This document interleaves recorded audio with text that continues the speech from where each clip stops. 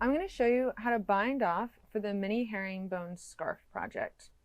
You bind off on the right side and you bind off in pattern. So you're going to work across the stitches similar to how you would if you were just working a right side row. With the yarn in back, first thing you do is slip one purlwise.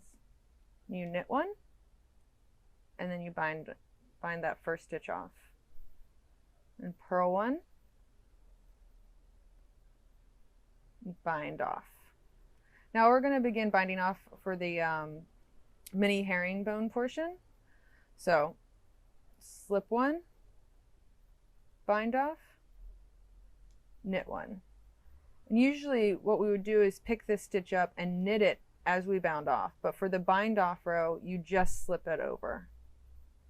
So then let's do that again. We're going to slip one, bind off, knit one, bind off, slip one, bind off, knit one, bind off, slip one, bind off, knit one, bind off, slip one, bind off, knit one, bind off. Keep doing this until you have 4 stitches left on your left needle.